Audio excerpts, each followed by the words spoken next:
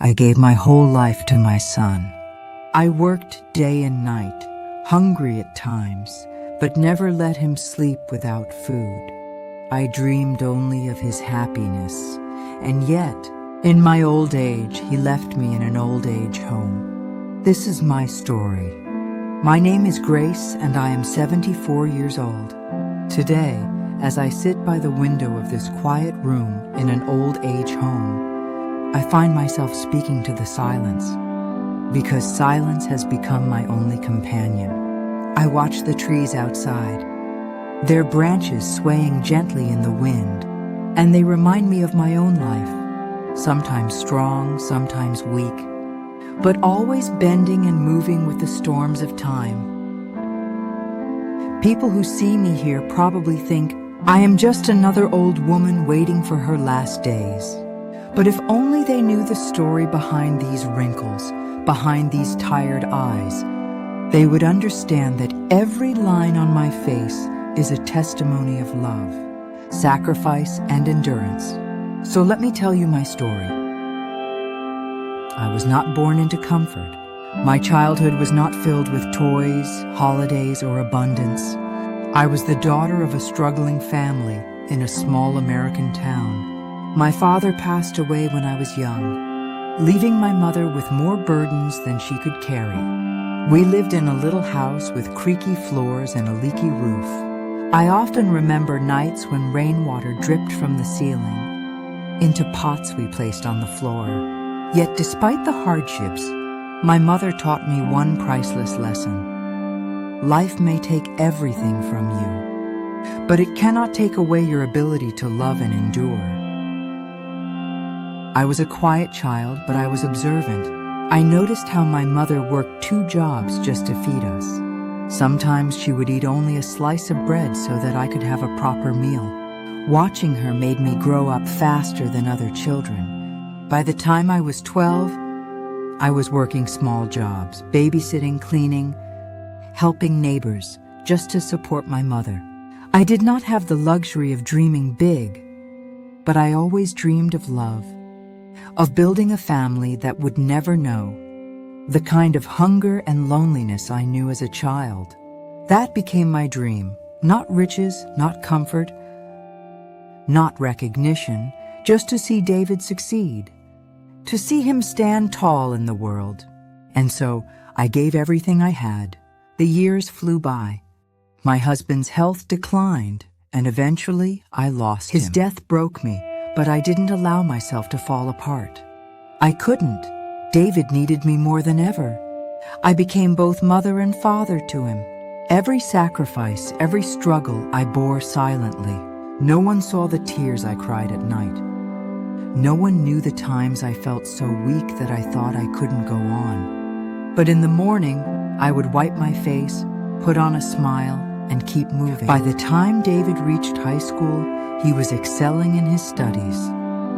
I felt so proud of him. Every time he won an award or brought home good grades, it was as if all my sacrifices were finally bearing fruit. I used to sit quietly in the back row of school ceremonies, clapping until my hands hurt, my heart swelling with pride.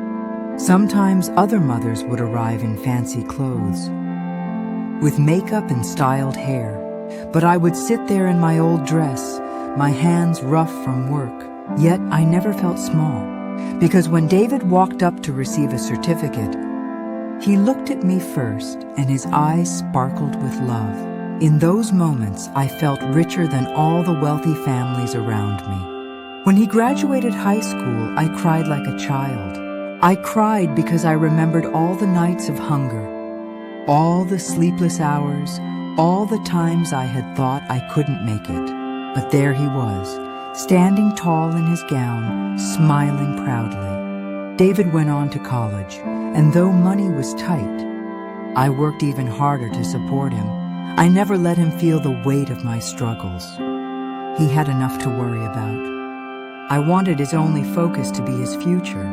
There were times when I worked double shifts, my back screaming in pain, my hands blistered. I would come home so tired that I could barely walk. But when David called me on the phone and said, "Mom, I'm doing well. I'm going to make you proud." Every ache in my body disappeared.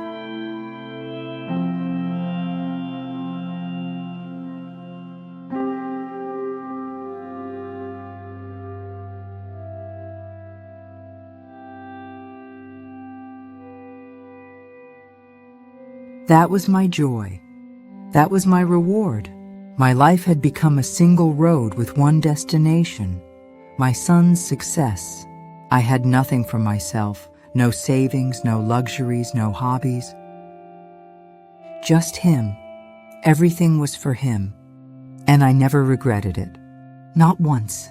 David grew into a fine young man. I still remember the day he came home from college with his first job offer letter. He held it in his hands like a treasure, and his smile lit up the entire room. I hugged him so tightly that he laughed and said, "Mom, you're crushing me." But inside, I felt like all my years of struggle had finally turned into something beautiful. He started working in the city, far from our small town. I missed him terribly, but I never let him see my loneliness. Whenever he called, I would fill my voice with joy. "I'm fine, David. Don't worry about me.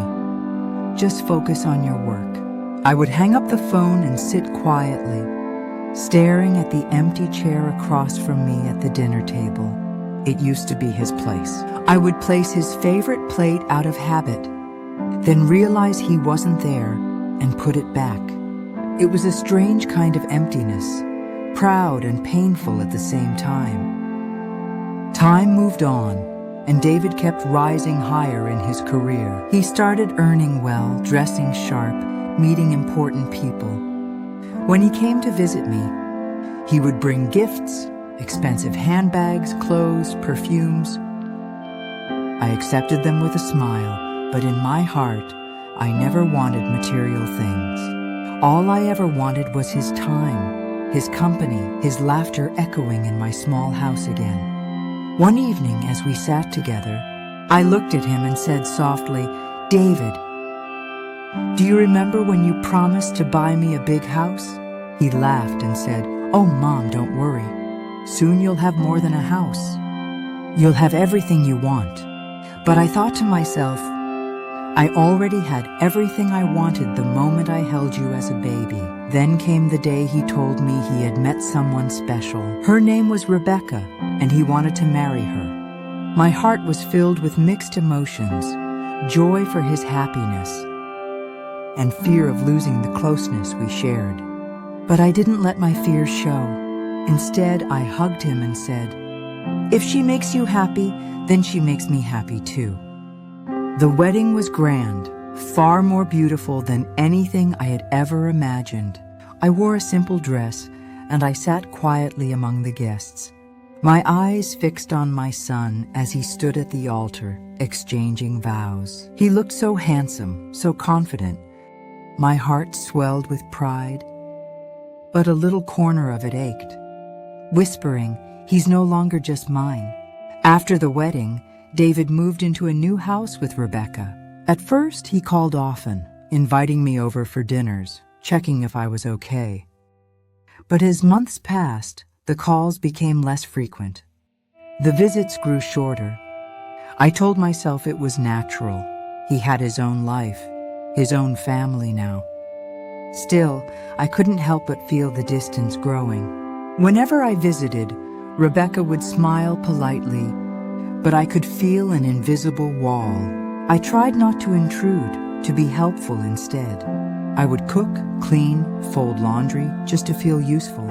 But sometimes, I noticed her sighing, as if my presence was a burden. One evening, after dinner at their house, I overheard a conversation I hadn't meant to, but I was in the kitchen washing dishes when I heard Rebecca's voice. She said, "David, your mom is here too often.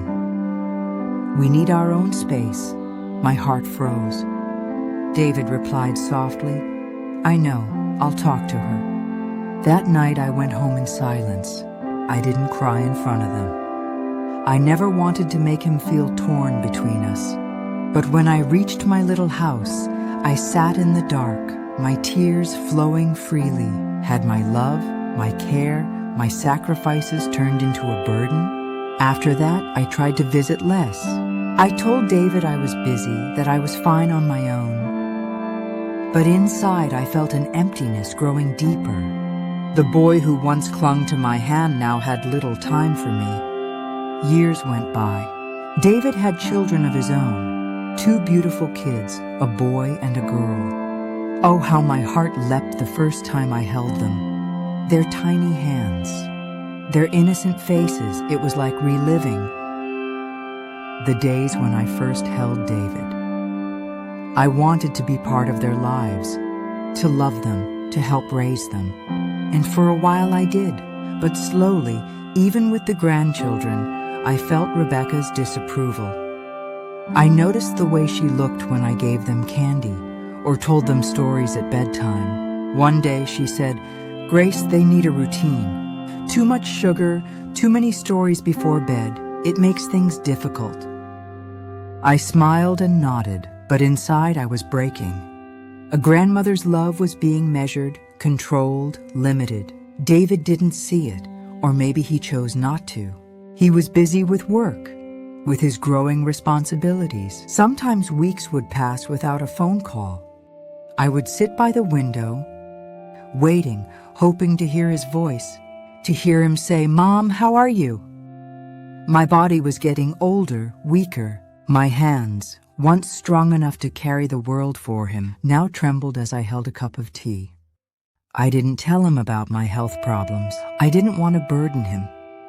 He had his own life, his own struggles. But sometimes late at night, when the silence of the house pressed too heavily on me, I whispered to myself, I gave him everything. Why do I feel so alone now? One day David came to visit. He sat across from me looking serious. I knew something was wrong.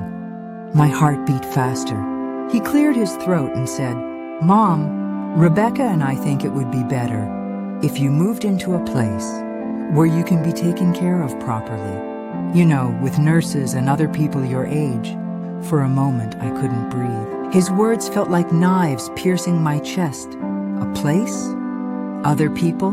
Nurses? I looked at him, hoping it was a joke, but his eyes were steady. I tried to smile, though my lips trembled. "David, are you saying you want me to live in an old age home?" He shifted uncomfortably. "It's for your own good, Mom. You'll be comfortable there. You'll have company. You won't be alone." I wanted to scream, to cry, to tell him that I didn't need company, I just needed him, but the words stuck in my throat. I looked at my son, my precious boy for whom I had given my whole life, and I realized he had already made up his mind. That night, after he left, I sat by the window until dawn. My heart was shattered, but my love for him remained. I whispered to myself, if this is what makes him happy, then I will accept it. And so the next chapter of my life began, one I had never imagined, one I never wanted. The day finally came. David drove me to the old age home. I sat quietly in the passenger seat, staring out of the window, my hands folded in my lap. He tried to make small talk, telling me how nice the place would be, how comfortable I'd feel there. I nodded and smiled faintly, but inside my heart was breaking into pieces. I remembered another car ride. Many years ago, David sitting in the back seat as a little boy, singing songs, asking endless questions, his laughter filling the air. Back then, every journey with him was a joy. But today, the silence between us felt like a wall too high to climb. When we arrived, he helped me carry my small suitcase inside. The staff greeted us warmly, showing us the room where I would stay. It was clean, neat, and practical, but it wasn't home. Home is not walls or furniture. Home is where love lives, and my love was leaving me behind. David hugged me quickly, kissed my forehead, and said, "Mom, you'll be fine here. I'll come visit often." I clung to his hand for a moment longer, searching his face for hesitation. for regret, for anything that said he truly understood what he was doing. But he gently pulled away, smiled weakly, and walked out. I stood by the window of my new room, watching as his car disappeared down the road. That was the moment I truly understood what loneliness felt like. Not the kind of loneliness where you are alone, but the kind where the one you love most in the world chooses not to be with you. The days in the old age home blurred together. Morning bells, scheduled meals, group activities. People laughed, talked, and played games. But I felt like a shadow moving among them. Each of us carried our own story of abandonment. Some had children who lived abroad, some had children who simply didn't care. We all shared the same wound, hidden behind forced smiles. At night, when the lights were out and the halls quiet, I lay awake staring at the ceiling.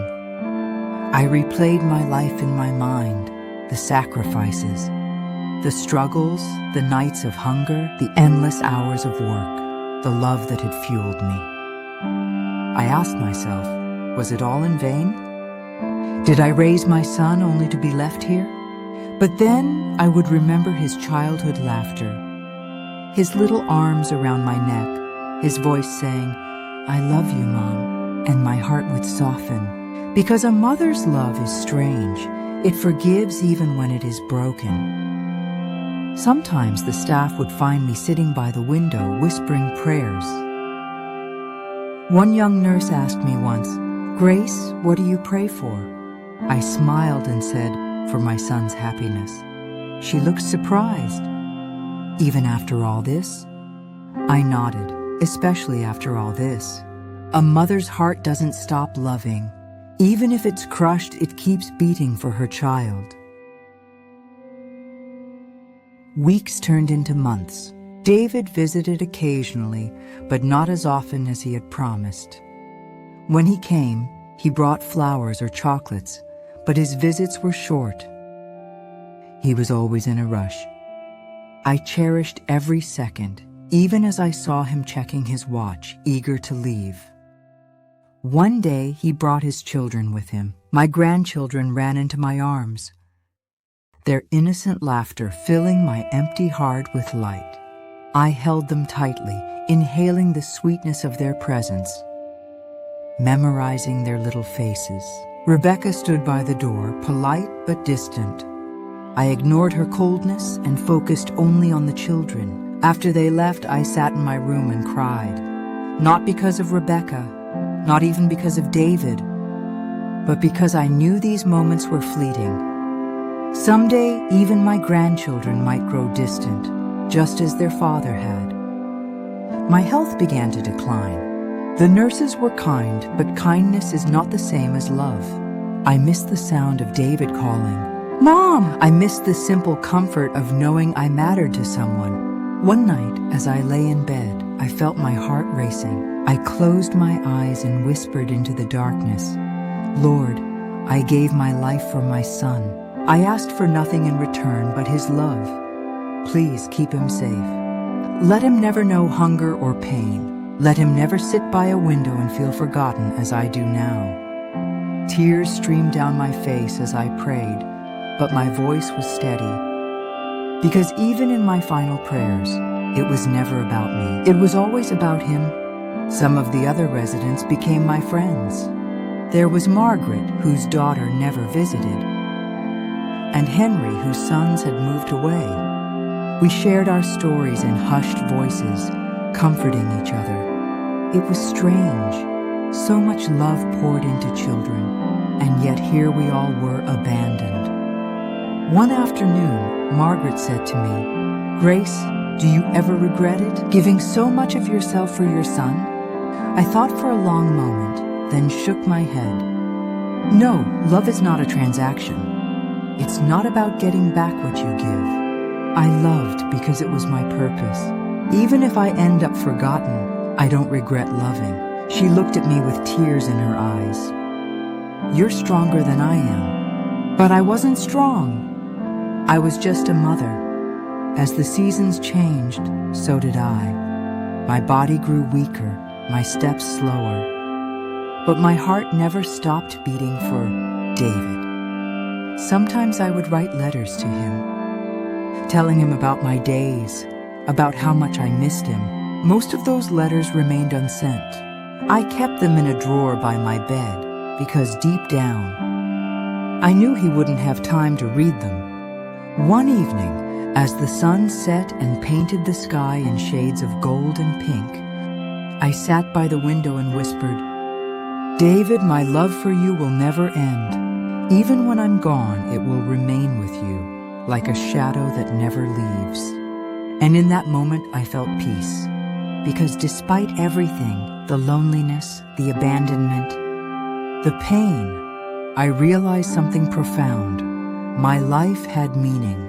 It had meaning because I had loved with all my heart. I had raised a son. I had given him everything I had. That love could not be erased, not by distance, not by time, not even by death. So if you are listening to my story now, remember this. Cherish your mother. Hold her hand while you can. Listen to her stories.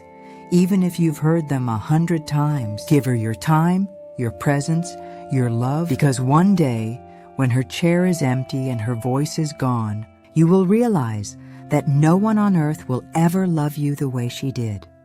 A mother's love is unconditional, unending, eternal. And I am Grace. This is my story.